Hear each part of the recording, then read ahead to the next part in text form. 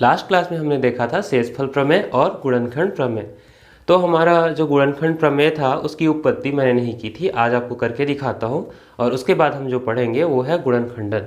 गुणनखंडन में 2-3 प्रकार से हम इसका गुणनखंडन करके देखेंगे। जो पहला है उभयनिष्ठ निकालकर, और जो दूसरा है वह है सर्व समीकरणों के उपयोग से, और तीसरा है कि इस रूप में किसी बहुपद को दिया हो तो उसको मध्य पद में तोड़कर उसका गुणनखंड करेंगे।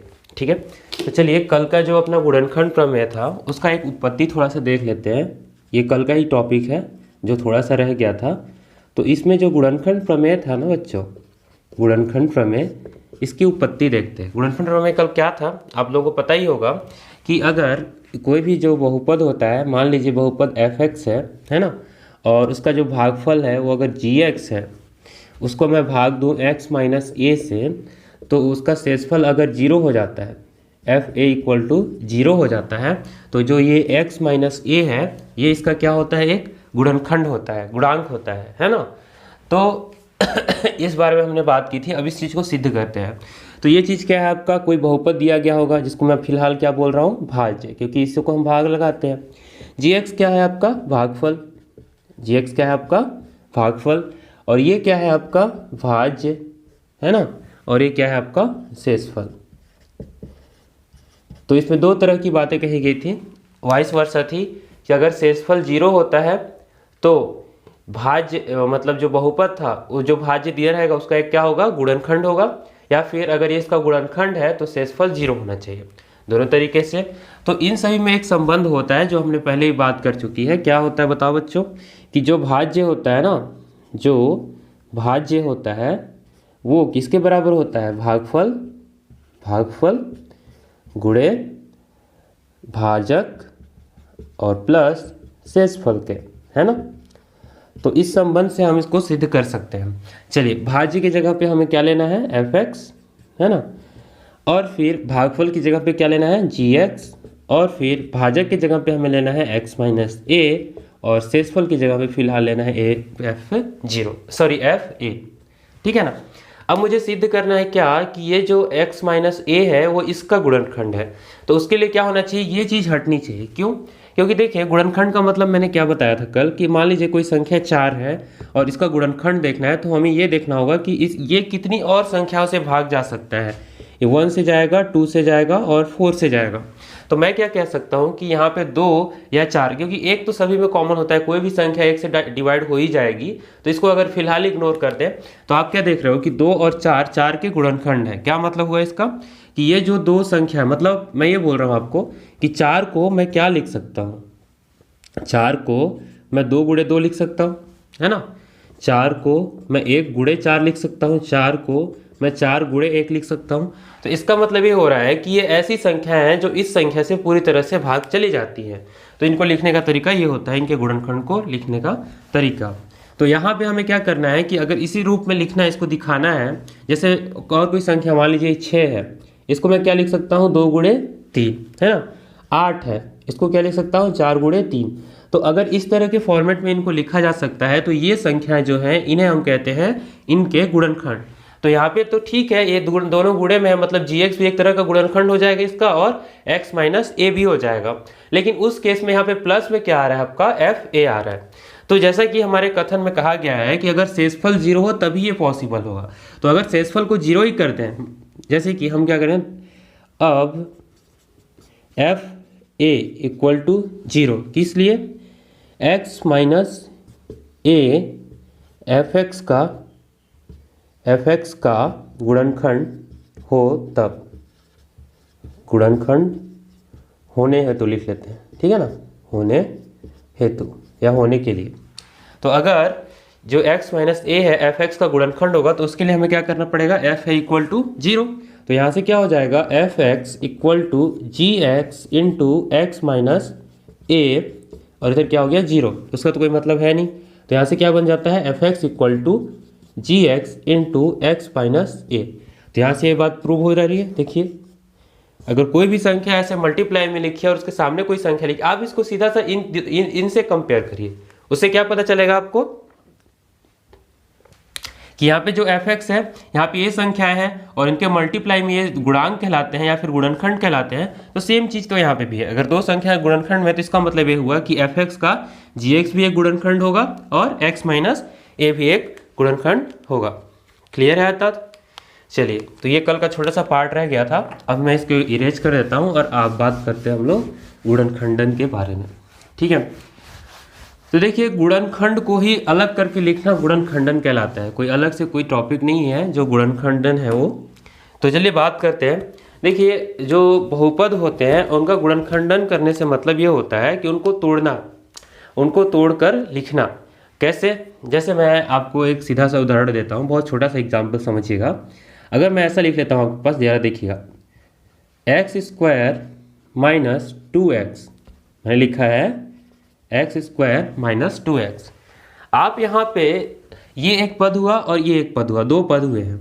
आप क्या देख रहे हैं कि दोनों ही पदों में x है, यहाँ पर भी x है और यहाँ पर भी x है। तो आप क्या देख पा रहे हैं कि इन दोनों में x कॉमन है, उभयनिष्ठ है। तो उभयनिष्ठ को लिखने के लिए हम क्या करते हैं, इसको हम क्या लिख सकते हैं, जरा देखिएगा। ये जो एक्स स्क्वायर है मैं उसको x इंटू एक्स लिख सकता हूँ और माइनस में जो 2x है उसको 2 इंटू एक्स लिख सकता हूँ, ऐसा लिख सकता हूँ। फिर उभयनिष्ठ लेने का क्या तरीका होता है कि जो चीज़ें दोनों में सेम होती है, मतलब इस पद में क्या सेम है और इस पद में क्या, इन दोनों में सेम क्या है, देखिए एक्स एक्स, क्या 2 इसमें है, नहीं। क्या 2x इसमें है, नहीं। जो चीज़ें कॉमन है, जो दोनों में सेम होती हैं, तो उसके लिए हम लोग क्या कर लें, यहाँ से x को बाहर लिख लेते हैं। कॉमन लेने का उभयनिष्ठ का मतलब ये होता है कि दोनों चीज़ें जो सारे बहुपदों में मिले, सारे पदों में मिले, उन्हें हम बाहर ले लेते हैं और बाकी जो चीज़ें बच जाती हैं उसके अलावा, जैसे एक x यहाँ से निकाल दिया, एक x यहाँ से निकाल दिया, इसको कॉमन बोल दिया है। सिंपल सा समझिए, जो गुणा हम करते हैं ना उसका अपोजिट है। अभी समझाता हूँ कैसे। तो बचा क्या, यहाँ पे एक x बच गया, ठीक है, माइनस करके क्या बच गया, 2। तो ये हो गया। अब देखिए होगा क्या, आप जब इसको गुणा करेंगे ना तो आपको यही चीज़ मिल जाएगी। करके दिखाऊं मैं, देखिए इसका जब इसे मल्टीप्लाई करेंगे तो क्या बन जाएगा, एक्स स्क्वायर, हमने गुणा करना सीखा है, एक्स इंटू एक्स का क्या हो जाएगा, एक्स स्क्वायर, फिर माइनस 2 का एक्स के साथ गुणा करोगे तो क्या बन जाएगा, 2x। तो सिंपल सा समझो कि जो हम गुणा करते हैं ना उसी रूप में लाना, जहां से हम गुणा करना स्टार्ट करते हैं उसी रूप में लाना, उसको अलग अलग करके तोड़कर एक साथ लिखना, यही कहलाता है हमारा गुणनखंडन। तो जो पहला पार्ट है कि हम कैसे गुणनखंड निकाल सकते हैं वो है उभयनिष्ठ का या फिर उभयनिष्ठ निकाल कर। तो ये जो प्रक्रिया मैंने की, जो प्रोसेस किया, ये गुणनखंड निकालना ही था, पर किस प्रोसेस से था, उभयनिष्ठ निकाल कर। चलिए एक और एग्जांपल इसके ऊपर देखते हैं, अब समझते हैं। 12x प्लस 4x स्क्वायर, मुझे इसका गुणनखंडन करना है। सेम प्रोसेस आपको क्या करना है, सभी के पार्ट्स कर दीजिए। देखिए यहाँ पर तो सिर्फ 2 था, 2 का क्या हो सकता था, 1 गुणे 2, उससे ज़्यादा कुछ नहीं है ना, इसलिए मैंने इसको इग्नोर कर दिया, इसका कुछ नहीं किया। जरा इस उदाहरण पर गौर कीजिएगा, यहाँ पर क्या हो रहा है। ये जो 12 है इसको मैं किन किन संख्याओं से भाग दे सकता हूँ। आपको अगर ऐसे नहीं समझ में आता है ना कि इसका गुणनखंड कैसे करें, तो सीधा सा आप क्या करिए कि संख्याओं का लघुत्तम ले लीजिए। कैसे? जैसे देखिए ये जो 12 है, मुझे इसका गुणनखंड देखना है, तो सबसे छोटी संख्या से भाग दोगे, वो है 2, ठीक है ना। फिर 2 से दे दो, फिर कितना बच गया, 3, और लास्ट में आप 3 से दे दो। तो ये जो संख्याएं आई ना, इसी को हम गुणनखंड बोलते हैं। एलसीएम में जो लेफ्ट वाली संख्याएं होती हैं उन्हीं को हम गुणनखंड बोलते हैं। वैसे ही 4 का आप देख लो, 4 में क्या करोगे, 2 से दोगे और अगेन 2 से दोगे, है ना। इसके बाद क्या हो जाएगा, इसके बाद बस आप इनके गुणनखंडों को लिख लो। कैसे लिखते हो आप इसको, ऐसे 2 गुणे 2 गुणे 3, और इसका क्या हो जाएगा, 2 गुणे 2। तो ये तो 12 और 4 के हो गए। देखिए अब मैं इसको लिखता हूँ यहाँ पे, तो ये क्या हो जाएगा, 2 गुणे 2 गुणे 3। अब यहाँ पर जो x है उसको भी तो लिखना ही पड़ेगा, ये x हो गया। अब प्लस करके 4 को क्या लिख सकता हूँ मैं, 2 गुणे 2, और फिर गुणे करके एक्स स्क्वायर को मैं लिख रहा हूँ x गुणे x। क्या ये तो क्लियर है, बढ़े आगे। तो चलिए अब आगे देखते हैं कि इसमें इस पद में और इस पद में क्या सेम चीजें हैं, क्या क्या कॉमन है। आप क्या देख रहे हो, 1 2 2 2, 1 2 2 2, ठीक है। इसके बाद एक x कॉमन है, देखिए दोनों में एक x कॉमन है, और कुछ कॉमन है क्या, नहीं। देखिए यहाँ क्या बच जा रहा है, x बच जा रहा है, यहाँ पे क्या बच जा रहा है, 3, मतलब दोनों अलग चीजें हैं। इसका मतलब ये हुआ कि जो दोनों में सेम मिली, यहाँ पे भी जो और यहाँ पे भी जो, तो क्या क्या मिल गया, देखो उसको बाहर ले लेते हैं हम। क्या मिल गया, 2, फिर गुणे करके मिल गया 2 और फिर गुणे करके मिल गया x, है ना। अब अंदर क्या बचा, देखिए यहाँ पे क्या बचा है अपने पास 3 और प्लस करके यहाँ पे क्या बचा है अपने पास x। आप बोलो यहाँ पर तो मल्टीप्लाई है फिर प्लस क्यों कर रहे हो, नहीं बच्चों देखो एक्चुअली हमने तो इन तीनों चीज़ों को बाहर ले लिया। अगर इन तीनों चीज़ों को बाहर ले लिया तो ये रहा कहाँ, ये किसी के साथ गुणा थोड़ी हो रहा है, यहाँ पे तो प्लस हो रहा है ना। मतलब ये वाला बहुपद है, इसके बाद जो चीज़ें बची हैं उसको यहाँ लिखी गई है और इसके बाद जो चीज़ें यहाँ पे बच गई है, मतलब देखो इनको तो बाहर ही ले लिया है तो जो बचा है उसको तो प्लस साइन के साथ लिखेंगे ही, है ना। क्लियर। तो बस अब ये जो चीज़ें हैं इसको आप थोड़ा सा ईजी करके लिख लो, सरल करके लिख लो। तो क्या हो जाएगा 2 दूनी 4 और x का x और यहाँ पे इसको सीधे तरीके से मैं लिख दूँ तो x + 3, ये हो गया आपका इसका आंसर, गुणनखंडन करना। क्लियर है यहाँ तक। तो आपको इस तरह से सॉल्व करना है। होप आप लोग समझ रहे होंगे। चलिए एक और लास्ट एग्जांपल देख लेते हैं, उभयनिष्ठ निकालकर कैसे गुणनखंड करते हैं। उसके लिए एक और एग्जांपल मैं ले लेता हूँ जो है 2x क्यूब और प्लस 4x, है ना। इसको क्या कर सकते हैं हम, देखिए 2 का तो कुछ नहीं कर सकते, 2 गुणे x गुणे x, ये मैंने 3 बार क्यों, x की घात 3 है। और ये चीज़ मैंने पहले भी बता रखी है कि जो घातें होती हैं उसका मतलब ये होता है कि जो आधार होता है, जितनी घात में संख्या दी गई होती है 3 दी है तो उस आधार का 3 बार गुणनखंड, तो गुणा करना मतलब गुणन करना, वही चीज़ मैंने यहाँ पे लिख दी है। तो अगर x की घात 3 है तो 3 बार x लिख दिया। अब आगे प्लस 4 को क्या लिख सकते हैं हम लोग, 2 × 2, उसके बाद क्या बच गया अपने पास x। यहाँ तक हो गया क्लियर।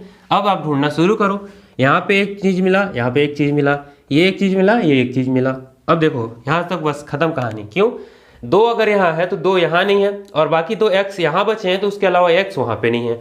तो जहाँ तक हमको सेम मिलेंगे उसको उठा के बाहर ले लेना है। चलो ले लेते हैं, क्या क्या ले ले बाहर, 2 और x, 2 गुणे x को हमने बाहर ले लिया। अब अंदर क्या बच गया, देखो यहाँ तक तो बाहर आ गया, यहाँ क्या बच गया x × x, तो क्या बच गया यहाँ पे x × x और उधर प्लस करके क्या बच गया आपके पास, सिर्फ और सिर्फ 2।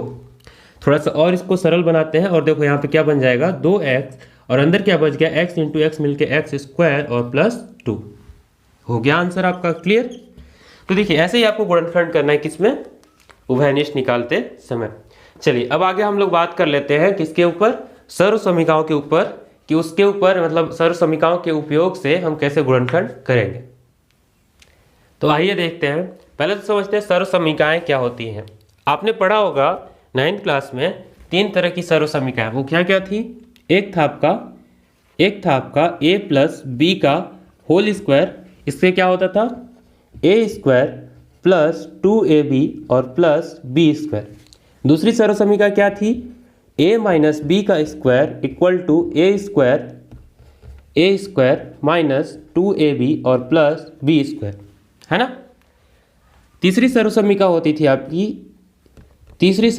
आपकी होती थी ये, देखिए a - b a + b और बराबर होता था a² - b²। ये तीनों सर्वसमीकाएं हैं, ठीक है ना। इन्हीं तीनों सर्वसमीकाओं के उपयोग से हम देखेंगे कि गुणनखंड कैसे किया जा सकता है। उससे पहले जरा समझिए, यहाँ पर जो a + b लिखा हुआ है, a + b का होल स्क्वायर जो लिखा हुआ है, इसको हम कैसे लिख सकते हैं। और देखिए अगर मुझे लिखना है कि 2 की घात 2, तो हम लोग क्या करते हैं 2 × 2, तो क्यों नहीं हम a + b के स्क्वायर को मतलब होल स्क्वायर को ऐसा लिख सकें, जरा समझिए, ऐसा लिख सकते हैं ना। सेम थिंग a - b के होल स्क्वायर को हम लोग क्या लिख सकते हैं, a - b × a - b, है ना। तो जब ऐसे करेंगे तो ऑटोमेटिक गुणनखंड हो जाएगा। 2 चीज़ों के बीच गुणे का चिन्ह आ रहा है ना, जैसे कि उसमें क्या आता था, जैसे अभी देखा था 2x × करके समथिंग आया था, तो इनके बीच क्या हो रहा था, गुणनखंड हो रहा था, गुणा हो रहा था। तो हमें ही क्या करना है कि इन सर्वसमीकाओं का उपयोग करके, तो पहले से ये देखिए a - b × a + b, तो हम इन सर्वसमीकाओं का उपयोग करेंगे, जो हमारा बहुपद होगा उनको इनसे तुलना कर देंगे और आंसर आ जाएगा। क्लियर है यहाँ तक। चलिए आगे बढ़ते हैं और फिर उदाहरण देखते हैं तो आपको क्लियर हो जाएगा, है ना। मैं एग्जाम्पल लिख रहा हूं यहाँ पे। एग्जाम्पल है आपका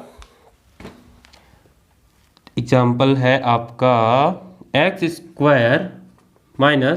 4, क्लियर, x² - 4। देखिए हमारे पास 3 सर्वसमीकाएं थी, आप तुलना कीजिए 21 सर्वसमीका से मैच कर सकते हैं। हमारे पास, मैं थोड़ा राइट में लिख देता हूँ ताकि आपको आइडिया हो जाए।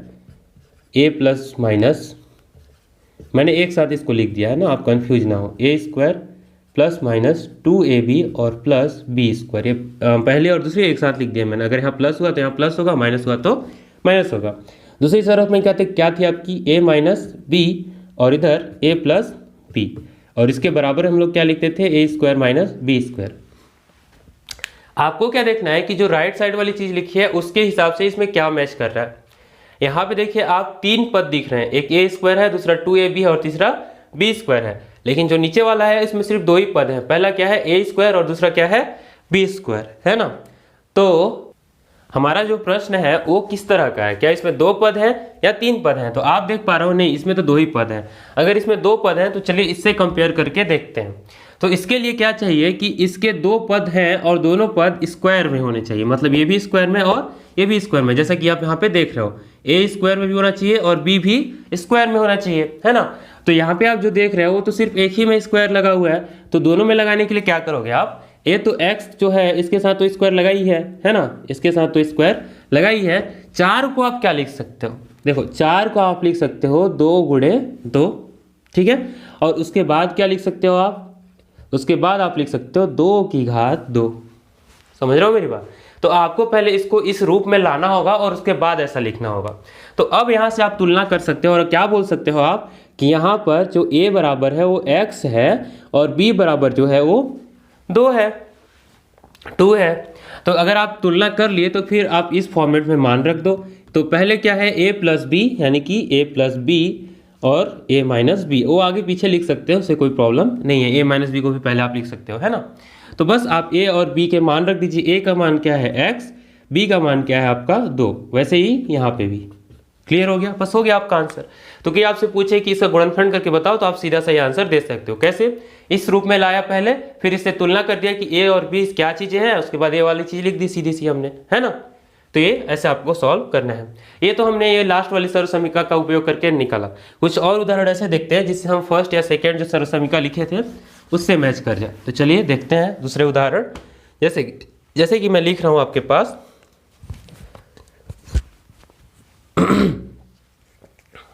आपके पास है x square plus 6x x square plus 6x plus 9, है ना।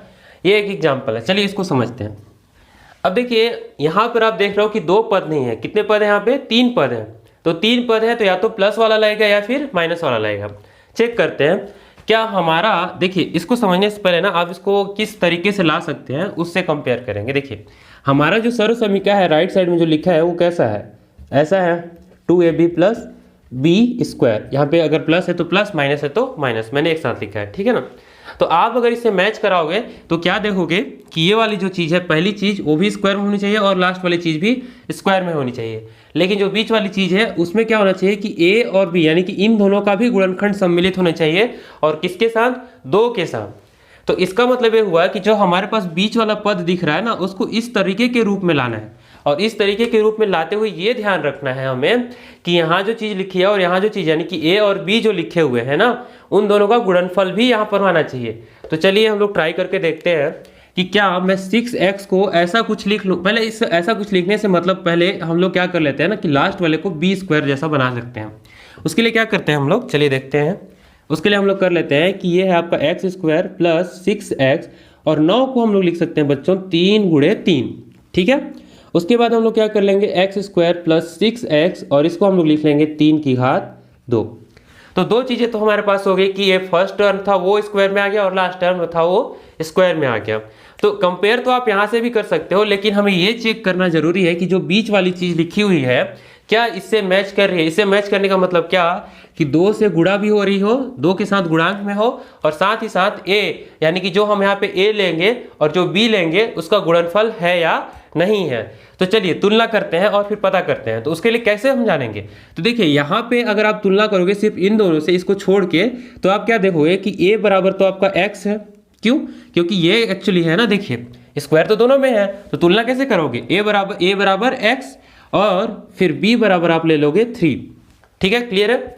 तो अगर आपको चेक करना है कि ये जो बीच वाली चीज है वो इससे मैच कर रही है, मतलब 2ab करने के बाद अगर हमारा आंसर 6x आ जाता है तो हम कह सकते हैं कि हमारे सर्व समीकरण में ये क्या हो जा रहा है, बिल्कुल फिट हो जा रहा है। तो उसके लिए क्या करें, चलिए 2ab करके देखते हैं। तो 2 और फिर a का मतलब क्या है x और b का मतलब क्या है आपके पास 3, इसका मल्टीप्लाई करते हैं। तो देखिए 2 तिया कितना हो गया 6 और क्या x। तो हाँ आप बोलोगे कि ये बिल्कुल इससे मैच कर रहा है, इसका मतलब हम डायरेक्टली ये कह सकते हैं कि यहाँ पे ये डेफिनेटली किस सर्व समीकरण से मैच कर रहा है बच्चों, इससे मैच कर रहा है, किससे, a प्लस बी के होल स्क्वायर से। कह सकते हैं आप कैसे, देखिए a और b के मान हमने रखे तो जो बीच वाला टर्म था वो भी सेटिस्फाई हो गया, इसका मतलब कि इस वाले जो सर्व समीकरण है इससे इसका मान हम निकाल सकते हैं। तो आगे क्या कर ले हम, यहाँ पे a और b की तुलना तो हमने कर ही दी है, ये भी चेक कर ही लिया है। तो अब क्या कि हम इसको लिख सकते हैं x square plus 6x plus 3 के स्क्वायर को हम लोग क्या लिख सकते हैं,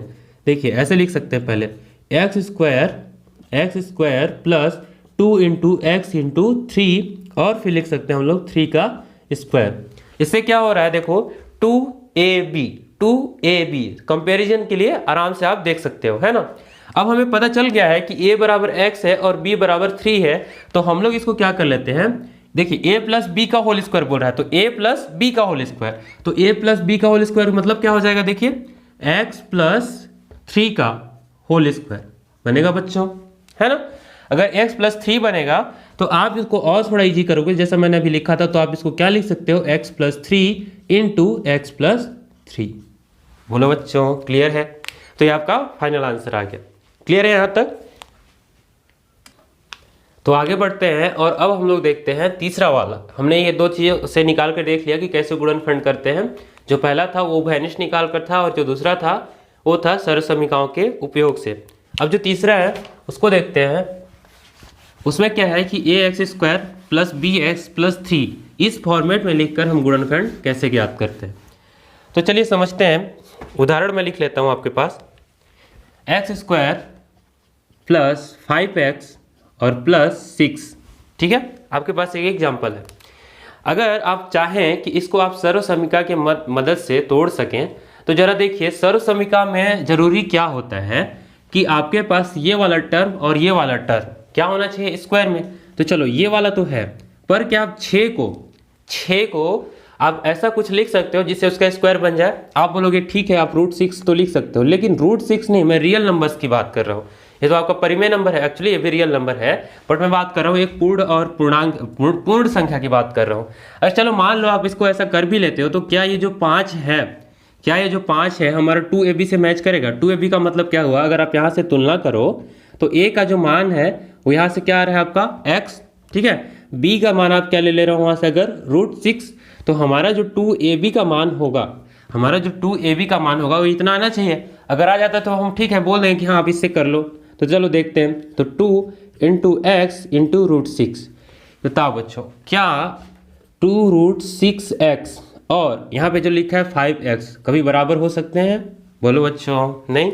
तो इसका मतलब ये है कि जब इस तरह के बहुपद आएंगे तो उनको हम सर्व समीकरणों के उपयोग से तो हल नहीं कर सकते।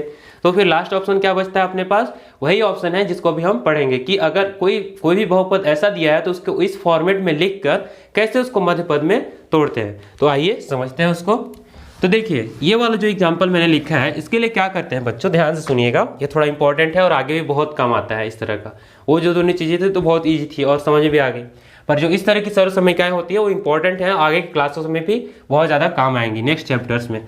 तो देखिए इसका क्या तरीका होता है कि आपके पास इसको आप इस फॉर्मेट में लिखना ax square plus bx plus c।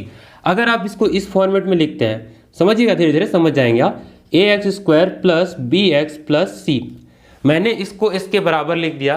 तो बराबर लिखने का मतलब होता है कि मैं उसका कंपेरिजन कर रहा हूँ, तुलना कर रहा हूँ। तो अगर मैं तुलना कर रहा हूँ तो आप क्या देख रहे हो, देखो एक्स स्क्वायर का गुणांक, x का गुणांक और अचर पद, x का ये है आपका अचर पद, x का गुणांक और ये x स्क्वायर का गुणांक। तो उससे क्या देखने को मिलता है आपका यहाँ से a का जो वैल्यू है, यहाँ अगर यहाँ पे कुछ नहीं लिखा होता है बच्चों तो 1 ले लेते हैं, क्योंकि अगर किसी भी संख्या के साथ आप 1 का मल्टीप्लाई करो तो कोई फर्क नहीं पड़ेगा, है ना। उसके बाद b बराबर कितना ले लेते हैं हम लोग, 5 ले लेते हैं, और c बराबर कितना ले लेते हैं बच्चों, 6 ले लेते हैं। तो ये तो हमने तुलना करके पता कर लिया कि अच्छा इस फॉर्मेट में तो लिख लेते हैं। फिर अब क्या करते हैं, तो उसका क्या तरीका होता है चलिए देखते हैं। हमें क्या करना होता है बच्चों, देखिए समझिएगा कि जो ए और सी, आपके पास जो ए और सी है इनका गुणा करना है। गुणा करना है नहीं, उसको गुणनखंड के रूप में लिखना है। कहने का मतलब मैं क्या बोल रहा हूँ आपका, ए और सी को आप गुणनखंड के रूप में इस तरह से लिखो, और जो आपका बी है वो इसी के फॉर्मेट में आना चाहिए, पर योग के रूप में। योग के रूप में मतलब मैं ये बोल रहा हूँ कि आप इसको ऐसा नहीं समझो, देखो मैं ये बोल रहा हूँ कि आप बी को लिखो ए प्लस या फिर माइनस सी के बराबर, ठीक है। और ये चीज़ भी इससे मैच करनी चाहिए, मतलब ये चीज़ ऐसा होना चाहिए। कैसे समझते हैं, जरा देखिएगा। ये चीज़ अगर आपको नहीं समझ में आ रही तो आप उदाहरण देखिए, अभी जो मैं कर रहा हूँ आपको समझ में आएगा।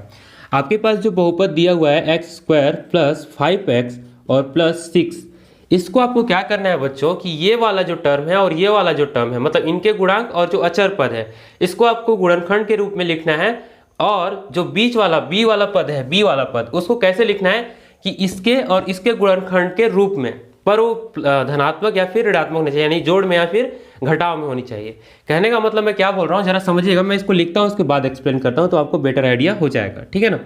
एक्स स्क्वायर प्लस 3x, या फिर आप इसको ऐसा लिखो 3 + 2x, है ना, और उसके बाद 3 × 2।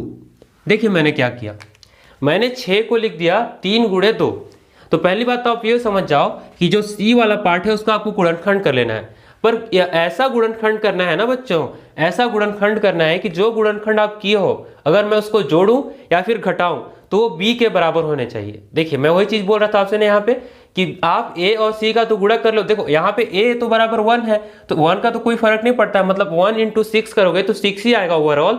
तो जो टोटल गुणा करने के बाद आएगा आपको उसका गुणनखंड करना है। उसका गुणनखंड कर लिया आप। देखो मैं ये बोल रहा हूँ आपको कि आपको a × c करना है। तो अगर आप a × c करते हो बच्चों, 1 × 6 करते हो, तो फाइनल आंसर क्या आता है आपका 6 आता है। अब मैं बोल रहा हूँ कि जो आपका 6 है ना, इसका आप गुणनखंड कर दो। कैसे गुणनखंड कर सकते हो, एक तो 3 × 2 हो सकता है और दूसरा 2 × 3 हो सकता है, और क्या हो सकता है 1 × 6 हो सकता है, या फिर 6 × 1 हो सकता है। इनका कोई मतलब नहीं है, दोनों सेम ही चीजें हैं ना, आगे पीछे लिख दो। तो इसके सिर्फ 2 ही गुणनखंड आप देख पा रहे हो। क्या हो रहा है बच्चों, सिर्फ 2 गुणनखंड। एक तो हो रहा है 1 × 6 और दूसरा जो हो रहा है वो आपका 3 × 2।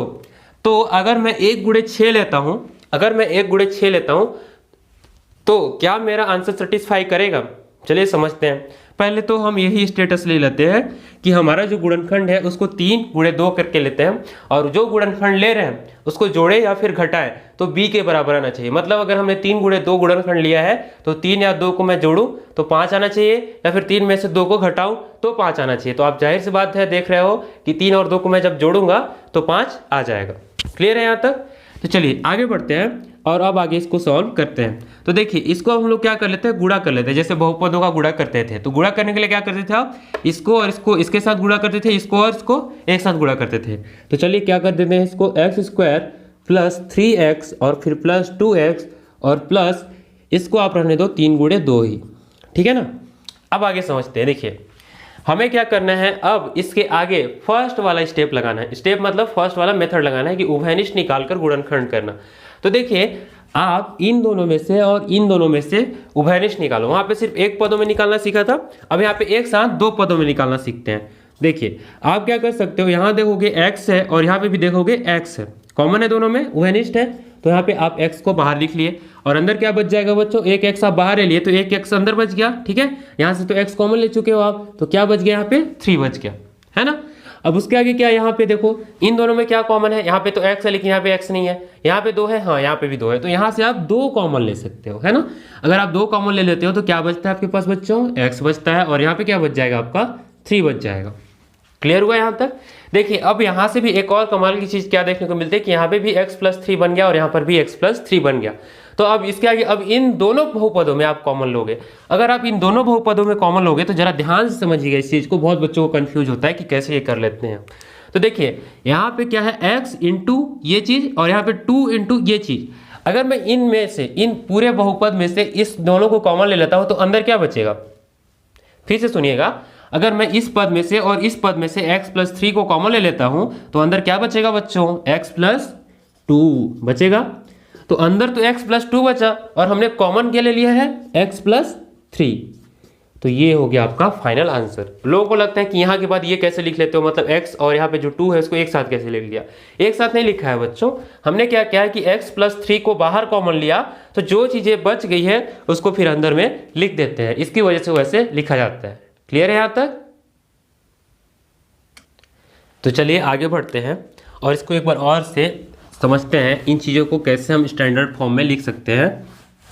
चलिए देखिए, ये जो चीज़ लिखी हुई थी ना यहाँ पे ax² + bx + c, इसमें एक चीज़ क्या आपको समझ में आई जो मैंने थोड़ी देर पहले आपको बताया। देखिए ये जो चीज़ लिखी थी मैंने ना, कि जो बीच वाली टर्म है उसको आप इस फॉर्मेट में लिख सकते हो। तो मैं मान लेता हूँ जिसके इसका जो फाइनल आंसर आया था वो आपके पास क्या आया था, x + 2 और दूसरा क्या आया था बच्चों, x + 3। तो अगर मैं इसको स्टैंडर्ड फॉर्म में लिखना चाहता हूँ तो मैं मान लेता हूँ कि x + α और x + β, मतलब यहाँ पे मैंने क्या मान लिया कि 2 को अगर मैं अल्फा मानूं और 3 को बीटा मानूं तो इसको मैं इस तरीके से लिख सकता हूं। अगर मैं इसको इस तरीके से लिख सकता हूं तो आप क्या देख पा रहे हो कि एक्चुअल में हम लोग क्या लिखे थे कि जो x² + 5x + 6 था, इसको हम लोग क्या लिखे थे बच्चों, x² + 2x, या फिर पहले तो हमने ये लिखा था ना 2 + 3 और x, और फिर क्या लिखा था 2 × 3 या फिर 2 × 3। तो मैं बताना आपको ये चाह रहा हूँ कि अगर आप 2 को अल्फा मान रहे हो और 3 को बीटा मान रहे हो तो क्या इस चीज़ को आप ऐसे लिख सकते हो, x² + α + बीटा x, और फिर इसको आप क्या लिख सकते हो, अल्फा × बीटा। बोलो बच्चों, लिख सकते हो ना बिल्कुल ऐसे। तो इससे क्या फ़ायदा हो जाता है आपको कि आप किसी भी बहुपद को देखकर ये जरूर बता सकते हो कि अल्फा + बीटा कर दें और उसको अल्फा × बीटा कर दें, तो हमारा काम बहुत ही आसान हो जाएगा। क्लियर है यहाँ तक? तो अब ये चीज़ क्या काम आएगी आगे, आपको मैं समझाऊंगा। इसके आगे जो टॉपिक होगा, जो नेक्स्ट क्लास में हम लोग पढ़ेंगे, उसमें ये बहुत काम आएगा। तो सीधा से यूँ समझिए कि अगर मैं अल्फा और बीटा को मान लो, ये क्या है, इनके गुणनखंड है, ठीक है ना। तो गुणनखंड क्या क्या है आपके, देखिए x + 2 और दूसरा क्या है x + 3। तो गुणनखंड में जो अचर पद होता है ना, अगर मैं उनको जोड़ दूँ, यानी कि 2 + 3 कर दूँ और 2 × 3 कर दूँ, तो आपके पास फिर से यही चीज़ आ जाएगी, है ना। तो उसको चेक करने का तरीका होता है, जो नेक्स्ट वाला पार्ट है उसमें हम लोग समझेंगे। फिलहाल आप यूँ समझिए कि हम लोग क्या करते हैं, जब ax² + bx + c के फॉर्मेट में लिखते हैं और उसको सॉल्व करते हैं, तो हमारे यही एक बेसिक तरीका होता है कि आप उसको इस फॉर्म में कन्वर्ट कर लो और उसके बाद सॉल्व करना स्टार्ट कर दो। क्लियर है? तो चलिए एक और उदाहरण देते हैं और उसमें समझते हैं कैसे करना है, ठीक है। एग्जाम्पल लिख रहा हूँ मैं, x² + 3x और +2। आपके पास एक बहुपद दिया हुआ है fx, ठीक है ना। मान लेते हैं हम लोग कि ये fx है, आपके पास ये बहुपद दिया हुआ है, आपको इसको सॉल्व करना है। तो सेम तरीका आजमाना है आपको, x²। अब देखिए आपको वही करना है कि जो लास्ट में है ना, जो c वाला फॉर्मेट होता है, अगर मैं इसको कंपेयर करूं किससे, ax² + bx + c, तो आपको क्या करना है कि यहाँ पे आप देखोगे पहले तो कि a बराबर क्या है आपका 1 है, b बराबर आपका 3 है और c बराबर आपका क्या है 2 है। तो जब आपका अचर पद होता है जो c बराबर 2 है, उसको आपको तोड़ना है, गुणनखंड करना है। तो 2 को क्या कर सकते हो आप, या तो 1 × 2 लिख सकते हो या फिर 2 × 1 लिख सकते हो। तो आपको यही करना है और फिर देखना है कि आपको बीच वाली संख्या आती है या फिर नहीं। मतलब मैं ये बोल रहा हूँ कि आप या करो 2 - 1 करो, या फिर 1 - 2 करो, ठीक है ना, या फिर क्या करो आप 2 + 1 कर दो। 3 चीज़ें आपके पास बनती हैं। तो क्या 2 - 1 करने से 3 आती है? अगर आप 2 - 1 करोगे तो क्या हो जाएगा, 1, जो कि 3 के बराबर नहीं है। 1 - 2 करोगे तो आंसर क्या हो जाएगा, -1, जो कि 3 के बराबर नहीं है। लेकिन अगर आप 2 + 1 करते हो या फिर 1 + 2 करते हो तो वो 3 के बराबर हो जाएगी। तो इसका मतलब ये हुआ कि अगर मैं इसको गुणनखंड करना चाहता हूँ तो कैसे लिख लूँगा, 2 + 1 और इधर क्या लिख लूँगा x, और यहाँ पे हो जाएगा +2 × 1। क्लियर है? आपको समझ में आया ना कि जो c वाला यानी कि अचर पद होता है, जो अचर पद होता है उसको हमको गुणनखंड करना है। अब फिर बोलोगे कि भैया आप तो बोले थे कि यार c करना है, a × c करना है आपको, है ना। अगर a × c करना है तो फिर से आप देखोगे कि a बराबर क्या है आपका 1 है। तो अगर आप 1 × 2 करते हो, फाइनली अगर a × c करते हो तो 1 × 2 करोगे तो 1 × 2 ही तो हो रहा है एक्चुअली। देखो 1 × 2 या फिर 2 × 1 एक ही बात है ना आपके पास। तो अगर आप 2 × 2 करो या 2 × 3 करो या 3 × 2 करो, आंसर तो 6 ही आना है, ठीक है ना। तो ये चीज़ समझ में आ गई होगी आपको। अब आगे क्या करना है, सेम प्रोसेस, यहाँ पे x² कर लो, यहाँ से x का अंदर मल्टीप्लाई कर लो तो ये हो जाएगा आपका 2x और यहाँ पे हो जाएगा x और फिर ये हो जाएगा आपका 2 × 1, ठीक है। तो अब यहाँ से क्या कर सकते हो आप कि कॉमन ले लो। कैसे? यहाँ से देखो x है यहाँ पे कॉमन, यहाँ पे भी x है कॉमन, लेकिन अगर आप इसमें और इसमें देखोगे, सॉरी देखो इसको उल्टा हो जा रहा है। चलिए कोई बात नहीं, अच्छी बात है, आपको यहाँ पे एक नई चीज़ सीखने को मिलेगी। देखो अगर आप चाहते हो कि इन दोनों में से x कॉमन ले लो तब तो ठीक है, लेकिन आप जरा सोचो कि यहाँ पे तो फिर कुछ भी चीज़ कॉमन नहीं हो रही, तो फिर हमारा इक्वेशन तो यहीं तक रुक जाएगा। तो आपको क्या करना होता है बच्चों कि इसको इस तरह से अरेंज करना होता है कि दोनों पदों में से कुछ ना कुछ कॉमन हो जाए। तो जरा देखिए, अगर मैं इसको क्या कर दूं, मैं अगर इसको क्या कर दूं कि एक्स स्क्वायर और इस वाले x को इधर लिख लूं और ये वाले 2x को इधर लिख लूं और फिर ऐसा लिख लूं, तो क्या हो जाएगा? तो एक अच्छी बात हो जाएगी ये कि आप इन दोनों में से x भी कॉमन ले सकते हो और इन दोनों में से 2 कॉमन ले सकते हो, तो दोनों जगह से कुछ ना कुछ कॉमन हो जा रहा है ना? तो ये बेनिफिट हो जाएगा आपको। तो चलिए यहाँ से क्या हो जाएगा, x को आप कॉमन ले लो बाहर और यहाँ पे बच जाएगा x और यहाँ पे फिर क्या बच जाएगा 1। ये कैसे हुआ? तो देखिए यहाँ पे तो एक्चुअली 1 था ना, तो इसको आप तो 1 इंटू एक्स ही लिख सकते हो, 1 इंटू एक्स। क्लियर? चलो मैं लिख लेता हूँ, ये हो गया, सॉरी प्लस है यहाँ पे, है ना, प्लस 1 इंटू एक्स। तो अगर आप यहाँ से क्या कर लो, यहाँ से x कॉमन कर लो, तो एक x तो यहाँ रह गया और दूसरा यहाँ से x कॉमन कर लिए तो क्या बच गया आपका? 1 बच गया। क्लियर? अब उसके बाद क्या, यहाँ से देखो, यहाँ से 2 और यहाँ से 2 कॉमन है ना, यहाँ से 2x है और यहाँ पे 2 इंटू 1 है, तो दोनों जगह से 2 कॉमन है, 2 उभयनिष्ठ है, इसको बाहर ले लिया। यहाँ पे क्या बच गया? x और प्लस 1, ये वाला 1। क्लियर? अब इसमें और इसमें क्या कॉमन है बच्चों, जरा बताओ? x प्लस 1 और बाकी क्या बच गया आपके पास? बच जो गया वो बच गया x प्लस 2। आ गया आंसर बच्चों? तो आपको बस यही मेथड यूज करना है और आंसर आते जाएगा। क्लियर हो गया यहाँ तक? देखिए आपको ऐसे ही करना है, आगे आपको अच्छे से समझ में आते जाएगा। तो चलिए मिलते हैं नेक्स्ट क्लास में।